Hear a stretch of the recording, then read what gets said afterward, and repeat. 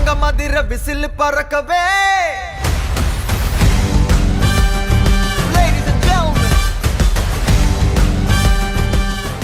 எல்லாருக்கும் வணக்கம். இந்த வீடியோவில் நம்ம எதை பற்றி பார்க்க போகிறோம் அப்படின்னா கூலி மூவியோட ரிவ்யூ பற்றி பார்க்க போகிறோம். முதல்ல நம்ம இங்கிருந்து ஆரம்பிக்க போகிறோம் அப்படின்னா இந்த படத்தில் இவங்க என்ன பேரோடு நடிச்சிருக்காங்க, எந்த ரோலில் நடிச்சிருக்காங்க அப்படின்னு பார்க்க போகிறோம். அதாவது முக்கியமானவங்களை பற்றி மட்டும் பார்க்க போகிறோம். ஃபஸ்ட்டு யார் அப்படின்னா சூப்பர் ஸ்டார் அவர்கள். இவர்கள் என்ன ரோலில் இந்த படத்தில் நடிச்சிருக்காங்க அப்படின்னா மாஸ் ஹீரோவாக இவரோட மொத்த நடிப்பும் இந்த படத்தில் இருக்கும். இவரோட பேர் என்னன்னு பார்த்தீங்கன்னா தேவராஜ் அப்படின்னு ஒரு பேரை வச்சுட்டு இவர் எல்லோரும் தேவராஜ்னு கூப்பிட மாட்டாங்க. இவர் ஃப்ரெண்டு தேவா அப்படின்னு தான் இவரை கூப்பிடுவார். அடுத்தது யாரை பற்றி பார்க்க போகிறோம் அப்படின்னா நாகார்ஜுன். அதாவது இவரை பற்றி சொல்லணும்னா இந்த படத்தில் இவர் சைமன் அப்படின்ற பேரோடு நடிச்சிருப்பார். இவர் தான் இந்த படத்தோட முதல் வில்லனாக நடித்தாலும் பயங்கரமாக நடிச்சிருப்பார். அடுத்து யார் அப்படின்னு பார்த்தீங்கன்னா சௌபின் சகீர். இவர் படத்தில் என்ன பேரோடு நடிச்சிருக்காரு அப்படின்னா தயால் அப்படின்ற பேரோடு நடிச்சிருப்பார். இவர் வில்லனுக்கெல்லாம் வில்லன். இவரை பார்த்து நம்ம சூப்பர் ஸ்டார் என்ன சொல்லுவார் அப்படின்னா, நான் எவ்வளோ வில்லனை பார்த்துருக்கேன், ஆனால் உன்ன மாதிரி ஒரு வில்லனை பார்த்ததில்ல அப்படின்னு சூப்பர் ஸ்டாரே இவரை பார்த்து சொல்லியிருப்பார். அடுத்து யார் அப்படின்னு பார்த்தீங்கன்னா அமீர் கான் அவர்கள். இவர்கள் இந்த படத்தில் என்ன பேரோடு நடிச்சிருக்காருன்னு பார்த்தீங்கன்னா தகா அப்படின்ற பேரோடு நடிச்சிருப்பார். இவர் இந்த படத்தில் லாஸ்ட் சீனில் தான் வருவார். இவரோட இந்த படத்தில் இவரோட வில்லன் தான்.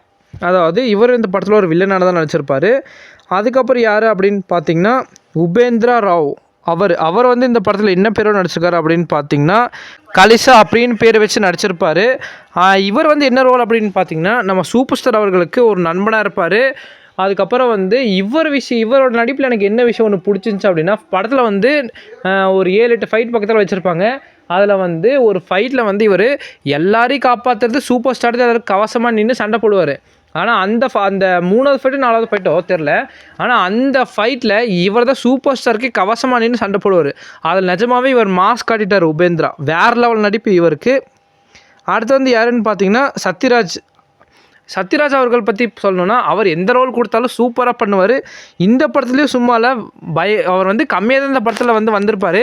இருந்தாலும் வேறு லெவல் நடிச்சிருப்பார். இவரோட பேர் என்னன்னு பார்த்தீங்கன்னா அந்த படத்தில் ராஜசேகர் அப்படின்னு இவரை சொல்லுவாங்க. இவரோட ரோல் என்ன அப்படின்னு பார்த்தீங்கன்னா இவருக்கு 3 பொண்ணுங்க இருப்பாங்க, ஆனால் ஒய்ஃப் இருக்க மாட்டாங்க. 3 பொண்ணு இவர் தான் வளர்ப்பார். அந்த மாதிரி ஒரு ரோல் கொடுத்துருப்பாங்க. அப்புறம் நம்ம சூப்பர் ஸ்டார் அவர்களுக்கு சத்யராஜ் அவர்கள் தான் நண்பன். அதாவது நண்பன்னா உயிர் நண்பன், அந்த மாதிரி பயங்கரமான நண்பன். ஓகேங்களா. அடுத்து யார் அப்படின்னு பார்த்தீங்கன்னா ஸ்ருதிஹாசன். இவங்க இந்த படத்தில் என்ன ரோல் நடிச்சிருக்காங்க அப்படின்னு பார்த்தீங்கன்னா, அதாவது நம்ம சத்யராஜ் அவர்களுக்கு 3 பொண்ணுங்க அப்படின்னு சொல்லியிருந்தோம். அதில் முதல் பொண்ணாக இவங்க தான் நடிச்சிருப்பாங்க. இந்த படத்தில் இவங்க பயங்கரமாக நடிச்சிருப்பாங்க. ஒரு நல்ல கேரக்டராக நடிச்சிருப்பாங்க. அப்புறம் இந்த படத்தில் இவங்களோட பேர் என்ன அப்படின்னு பார்த்தீங்கன்னா பிரீத்தி. அதாவது பிரீத்தி அப்படின்ற பேர் வச்சுட்டு இந்த படத்தில் இவங்க நடிச்சிருப்பாங்க.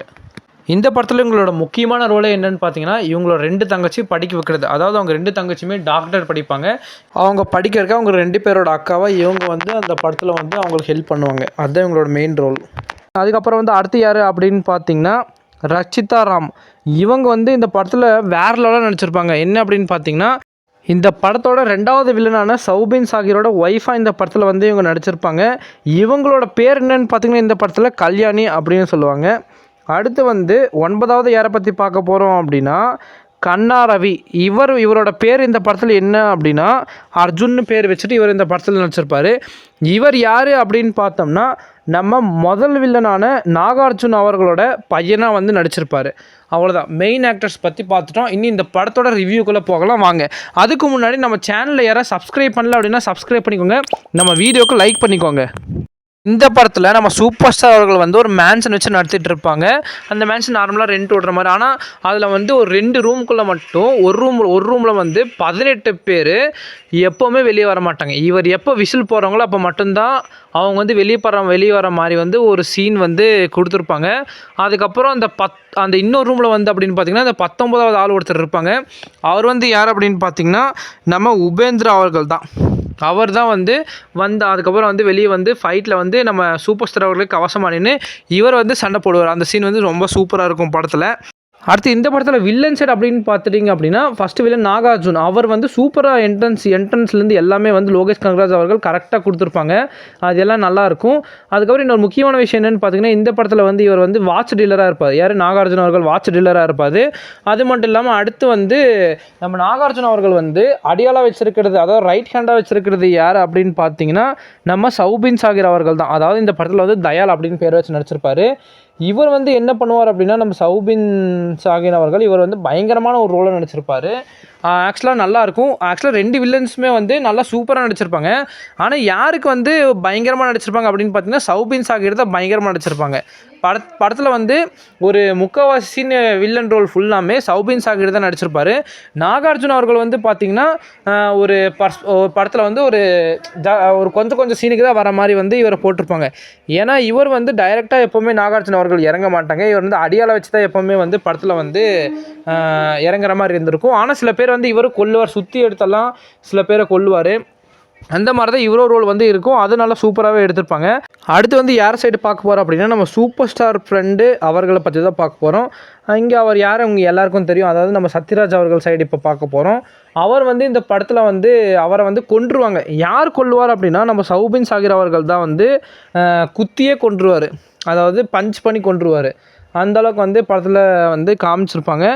அவரோட 3 பொண்ணுங்க இருப்பாங்க. அதில் ஃபஸ்ட்டு தான் ஸ்ருதிஹாசன் அவர்கள் வந்து நடிச்சிருப்பாங்க. இவங்களை வந்து இந்த படத்தில் வந்து யார் வந்து வழிநடத்துவோம் அப்படின்னு பார்த்தீங்கன்னா, நம்ம சூப்பர் ஸ்டார் அவர்கள் தான் ஃபுல்லாக வழி நடத்துவார். அது என்ன அப்படின்னா, நம்ம வந்து இவர் வந்து ஒரு மிஷின் கண்டுபிடிச்சிருப்பார். நம்ம சத்யராஜ் அவர்கள் வந்து இந்த படத்தில் ஒரு மிஷின் கண்டுபிடிச்சிருப்பார். அந்த மிஷின் வந்து என்ன அப்படின்னா, அதாவது இந்த பொணங்களில் எரிக்கிற மாதிரி மிஷின். அந்த மாதிரி மிஷின் கண்டுபிடிச்சிருப்பார். ஆக்சுவலாக அந்த மாதிரி மிஷினால் தான் வந்து நாகார்ஜுன அவர்களோட குரூப்புக்கும் நம்ம சத்யராஜ் அவர்கள் குரூப்புக்கும் லிங்க் வரும். அதுக்கப்புறம் தான் அவங்க வந்து பணத்தை வந்து தந்துகிட்டே இருப்பாங்க. இவர் வந்து எரிச்சிட்டே இருப்பார். அதாவது எரிக்கிறது தான் அந்த மிஷின் யூஸ் பண்ணி அந்த கரண்ட் வந்து ஆட்டோமேட்டிக்காக அந்த பாடியை வந்து இல்லாமல் ஆக்கும். அந்த மாதிரி வந்து சத்யராஜ் அவர்கள் வேலையை வந்து இந்த படத்தில் வந்து கொடுத்துருப்பாங்க. ஆக்சுவலாக அதுவுமே அவர் சூப்பராகவே பண்ணியிருப்பார். அப்புறம் வந்து சௌபின் சாகிர் அவர்கள் கொல்லும்போது அவர் என்ன சொல்லுவார் அப்படின்னா, 30 வருஷமாக ஒருத்தன் ஆஃப் பண்ணி வச்சுருக்கேன், வந்தால் நீங்களாம் தாங்க மாட்டீங்க, அந்த மாதிரி ஒரு டைலாக் வந்து சொல்லிடுவார். அவ்வளோதான். இந்த படம் வந்து இது சம்மந்தப்பட்டதாக தான் இருக்கும். ஆனால் படத்தில் வந்து முக்கியமான என்ன அப்படின்னு பார்த்தீங்கன்னா, அந்த பொணங்களை வந்து போடுறது இவங்க நம்ம சத்யராஜ் அவர்கள் வந்து மிஷினை வச்சு ஆப்ரேட் பண்ணுறது. பட் வந்து அவரை வந்து சௌபின் சாகிர் அவர்கள் கொன்றதுனால அது வந்து நம்ம சூப்பர் ஸ்டார் காலத்தில் இறங்குவார். என்ன அப்படின்னா, என் நண்பனை வந்து கொன்னுட்டாங்க, அந்த மாதிரி வந்து அது யார் எப்படின்னு கண்டுபிடிக்கிறதுக்காக இங்கே வந்து அவர் வருவார், இந்த ஊருக்கு வருவார். அதுக்கப்புறம் தான் ஒருத்தர் இருப்பார், அவர்கிட்ட மொத்த கதையும் கேட்டு தெரிஞ்சுக்கிட்டு அதுக்கப்புறம் வந்து அந்த மிஷினை ஆப்ரேட் பண்ணுறதுலேருந்து எல்லாமே தெரியும் அந்த மாதிரி சொல்லி, அதுக்கப்புறம் வந்து வில்லன் குரூப்பில் அப்படியே வந்து இவரும் ஒரு மெம்பர் ஆகிறார். அதுக்கப்புறம் கொடுக்குற அந்த டெட் பாடி எல்லாமே இவரும் வந்து அந்த மிஷினை வந்து ஆப்ரேட் பண்ண தெரிஞ்சுக்கிட்டு இவரும் கரெக்டாக பண்ணிகிட்ருப்பார். அப்படியே வந்து தன்னோட நண்பர் யார் வந்து கொன்னிருப்பாங்க அப்படின்ற மாதிரி ஒரு விசாரணையும் சைடில் பண்ணிகிட்ருப்பாங்க. இவருக்கு, அதாவது நம்ம சூப்பர் ஸ்டார் அவர்களுக்கு இந்த விஷயத்தில் யார் வந்து ஹெல்ப்பாக இருப்பாங்க அப்படின்னு பார்த்தீங்கன்னா, நம்ம ஸ்ருதிஹாசன் அவர்கள் வந்து ரொம்பவுமே வந்து ஹெல்ப்பாக இருப்பாங்க. அப்புறம் படத்தில் வந்து ஸ்டார்டிங்லேருந்து ஒரு படம் வந்து ஒரு கிட்டத்தட்ட முடிகிற வரைக்குமே என்ன அப்படின்னு போயிட்டுருக்கோம் அப்படின்னா, படத்தில் வந்து ஸ்ருதிஹாசன் அவர்கள் வந்து சத்யராஜோட பொண்ணு அப்படின்ற மாதிரி தான் வந்து காமிச்சிருப்பாங்க. ஆனால் ட்விஸ்ட்டு என்ன அப்படின்னா, நம்ம சத்யராஜ் அவர்களோட பொண்ணு வந்து ஸ்ருதிஹாசன் இல்லை, நம்ம சூப்பர் ஸ்டார் அவர்களோட பொண்ணு தான் வந்து ஸ்ருதிஹாசன் அப்படின்ற மாதிரி வந்து சொல்லிடுவாங்க. அது படத்தில் மிகப்பெரிய ட்விஸ்ட்டு தான். அதுக்கப்புறம் வந்து என்ன அப்படின்னு பார்த்தீங்கன்னா, படத்தில் வந்து சூப்பர் ஸ்டார் அவர்கள் ரொம்ப சூப்பராக நடிச்சிருப்பாங்க. எல்லாருமே நல்லா நடிச்சிருப்பாங்க. ஆனால் இப்போ வந்து ஒரு முக்கியமான கேரக்டரை பற்றி சொல்ல போகிறோம். அடுத்து வந்து யாருன்னு பார்த்தீங்கன்னா, அமீர் கான். இவர் வந்து படத்தில் கிட்டத்தட்ட ஒரு படத்தில் வந்து ஒரு 10 நிமிஷம் என்னமோ இவர் வந்து வந்திருப்பார். என்ன அப்படின்னு பார்த்தீங்கன்னா, இவர் என்ட்ரியே வந்தோடனே வந்து டாக்ஸை பிடிச்சி நடந்து வருவார். அதாவது ஹெலிகாப்டர்லேருந்து கீழே இறங்கி டாக்ஸை பிடிச்சி நடந்து வருவார். வந்த உடனே வந்து ஒரு கூட்டத்தை வந்து கன் எடுத்து டுப்புன்னு எல்லாரையும் சுட்டு கொண்டு நீங்கள் ட்ரைலர்லேயே பார்த்துருப்பீங்க. அந்த மாதிரி கொடுத்துருப்பாங்க. அப்புறம் அடுத்து வந்து என்ன அப்படின்னு பார்த்தீங்கன்னா, சூப்பர் ஸ்டார் அவர்களுக்கு இவர் தான் வந்து 3வது வில்லனாக நடிச்சிருப்பார். எப்படி அப்படின்னு பார்த்தீங்கன்னா, நம்ம நாகார்ஜுன அவர்கள் வந்து நம்ம சூப்பர் ஸ்டார் அவர்கள் வந்து கொன்றுவார். ஆனால் கொல்றதுக்கு முன்னாடி என்ன சொல்லுவார்னா, நீ வேணா என்ன கொல்றேன், எனக்கு அப்புறம் ஒருத்தர் வருவான், அவனை உன்னால் ஃபேஸ் பண்ண முடியாது அப்படின்ற மாதிரி சொல்லியிருப்பார். அது சூப்பர் ஸ்டார் அவர்களை சொல்லியிருப்பாங்க, நீ யாராக இருந்தாலும் என்ன எல்லா இடத்துலையும் நான் ஒரு கை பார்ப்பேன் அப்படின்ற மாதிரி சொல்லியிருப்பார். அதே மாதிரி அவனை கொன்னோன்னு, அதாவது நாகார்ஜுன அவர்களை கொன்ன உடனே கொஞ்ச நேரத்துலேயே வந்து நம்ம சூப்பர் ஸ்டார் அவர்களை வந்து கூட்டிகிட்டு போகிற மாதிரி இருக்கும் அந்த இடத்துக்கு. அங்கே தான் வந்து நம்மளோட அமீர் கானோட என்ட்ரன்ஸ் வந்து பயங்கரமாக கொடுத்துருப்பாங்க. அதுக்காக வந்தோடனே வந்து நம்ம அமீர் கான் அவர்களோட அப்பா வந்து இருப்பார். அவர் வந்து சூப்பர் ஸ்டார் ஆல்ரெடி தெரியும். ஆல்ரெடி வந்து சூப்பர் ஸ்டார் வந்து தெரியும். அதனால் வந்து நீ வந்து மோத வேணாம் அப்படின்ற மாதிரி ஹிந்தியில் வந்து சொல்லியிருப்பார். யார்கிட்ட அப்படின்னு பார்த்தீங்கன்னா தன்னோட பையன் அமீர் கான் கிட்ட வந்து சொல்லியிருப்பார். அதனால் 2 பேரும் ஃப்ரெண்ட்ஸாக போயிடுவாங்க. இருந்தாலும் வந்து நான் சூப்பர் ஸ்டார் அவர்கள் வந்து என்ன சொல்லியிருப்பார் அப்படின்னா, நீ வந்து என்னை பகச்சிக்காத அந்த மாதிரி வந்து சொல்லியிருப்பார் படத்தில். அதுக்கப்புறம் படம் வந்து அப்படியே முடிஞ்சோம். ஆனால் லாஸ்ட்டில் வந்து ஒரு முக்கியமான சீன் என்ன அப்படின்னு பார்த்தீங்கன்னா, லாஸ்ட்டில் இல்லை படத்தில் ஒரு முக்கியமான சீன் என்னென்னு பார்த்தீங்கன்னா, நாகார்ஜுனா அவர்கள் வந்து சின்ன வயசுலேயே வந்து நம்ம சூப்பர் ஸ்டார் அவர்களை பார்த்துருப்பார். ஆனால் வந்து அவர் படத்து ஃபுல்லாக என்ன சொல்லியிருப்பார் அப்படின்னா, ஒவ்வொருத்தரையுமே நம்ம சூப்பர் ஸ்டார் அவர்களும் நம்ம நாகார்ஜுனா அவர்களும் மீட் பண்ணும்போது என்ன சொல்லியிருப்பார் அப்படின்னா, நாகார்ஜுனா அவர்கள் வந்து நான் உன்னை எங்கேயோ பார்த்துருக்கேன் அப்படின்னு நாகார்ஜுனா அவர்கள் சொல்லுவாங்க. லாஸ்ட்டில் வந்து சூப்பர் ஸ்டார் அவர்கள் வந்து கொல்றதுக்கு முன்னாடி அதாவது கொல்லும்போது அந்த சீனில் அவருக்கு வந்து ஞாபகம் வந்துடும். அதுக்கப்புறம் வந்து கொன்றுவார். அவ்வளோதான். இந்த படம் வந்து ரொம்ப சூப்பராக இருந்துச்சு. எல்லோரும் சினிமாவுக்கு போய் பாருங்கள். படம் வேறு லெவலில் இருந்துச்சு. அப்புறம் இன்னொரு முக்கியமான விஷயம் என்னென்னு பார்த்தீங்கன்னா, இந்த படத்துக்கு ஏ சர்டிஃபிகேட் ஏன் தந்தாங்க அப்படின்னு நிறைய பேருக்கு டவுட் இருக்கும். அது வேற ஒன்றும் இல்லை. ஏன் ஏ சர்டிஃபிகேட் தந்தாங்க அப்படின்னு பார்த்தீங்கன்னா, இந்த படத்தில் வந்து நிறையா பணத்தை வந்து அந்த மிஷின் வச்சு எரிக்கிற மாதிரியே இருக்கும். அது வந்து ஒரு பயங்கரமாக எடுத்திருப்பாங்க. ஏன்னா வந்து அது ஒரு வைலன்ஸ் கேட்டகரி தானே, அவ்வளோ பணத்தை வந்து எரிப்பாங்க. அது நீங்கள் படம் பாருங்கள் உங்களுக்கே தெரியும். அதனால தான் ஏ சர்டிஃபிகேட் அப்படின்னு ஒரு தந்திருப்பாங்க. அதில் தப்பு இல்லை. அடுத்தது வந்து முக்கியமான ஒருத்தர் பற்றி சொல்லி ஆகணும். அவர் வந்து யார் அப்படின்னு பார்த்தீங்கன்னா, நம்ம அனிருத் அவர்கள். அவர் வந்து இந்த படத்தில் மாஸ் காட்டியிருப்பார். எப்படி அப்படின்னு பார்த்தீங்கன்னா, மொத்த படமே அவரோட பிஜிஎம்மால் தான் வந்து சூப்பராக இருக்கும். என்னதான் நம்ம சூப்பர் ஸ்டார் வந்து நல்லா சூப்பராக நடித்தாலும் அதுக்கான பிஜிஎம் இருந்தால் இன்னுமே அவர் நடிப்பு வந்து நல்லாயிருக்கும். அதனால் அனிருத் வந்து நம்ம சூப்பர் ஸ்டாரோட நடிப்பு மட்டும் இல்லாமல் வில்லன்ஸோட நடிப்புலேருந்து எல்லாரோட நடிப்புக்காகவும் நல்லா பிஜிஎம் போட்டு சூப்பராக பண்ணியிருப்பார்.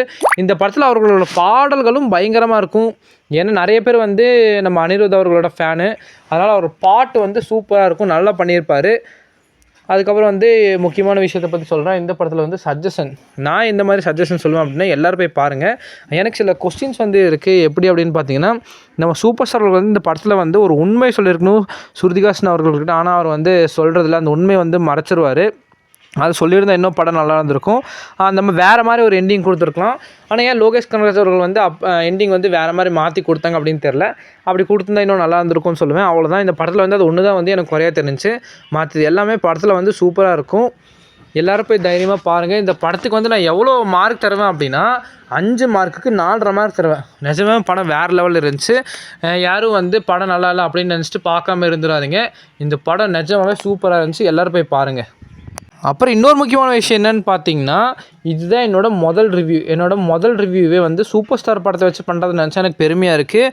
அதே மாதிரி மக்களான நீங்கள் எனக்கு சப்போர்ட் பண்ணுங்கள். நான் இன்னும் அடுத்தடுத்த படங்கள் போடுறதுக்கு நீங்கள் வந்து எனக்கு மோட்டிவேஷன் கொடுங்க. என்னோட ரிவ்யூ பிடிச்சிருந்தா மட்டும் நம்ம சேனலை சப்ஸ்கிரைப் பண்ணி போங்க. ஏன்னா வந்து நான் வந்து யாரையும் வந்து வற்புறுத்த மாட்டேன். என்னோட ரிவ்யூ பிடிச்சிருந்தா அதுக்கப்புறம் ஒரு முக்கியமான விஷயத்தை பற்றி சொல்லணும் அப்படின்னா, இந்த செட்டிங் எல்லாமே நானும் உருவாக்குறேன். இந்த ஏன் வந்து பேசுகிற மாதிரி அந்த பாக்ஸ்லேருந்து அப்புறம் வந்து இந்த சேனல் லோகோலேருந்து எல்லாமே வந்து நானே உருவாக்குனது. அதனால் வந்து அது பிடிச்சிருந்தா வந்து கமெண்ட்டில் சொல்லுங்கள் நல்லா இருக்கேன் அப்படின்னு. அடுத்து வேறு எந்த படத்தோட ரிவ்யூ வேணும்னு சொல்லுங்கள், நாங்கள் வந்து ரிவ்யூ போகிறோம். நீங்கள் எல்லோரும் கமெண்ட் பண்ண மறந்துடாதீங்க. ஏன்னா அடுத்து நிறைய படங்கள் வந்து புதுசாக வரப்போகுது. அதனால் நீங்கள் கமெண்ட் பண்ண மறந்துடாதீங்க.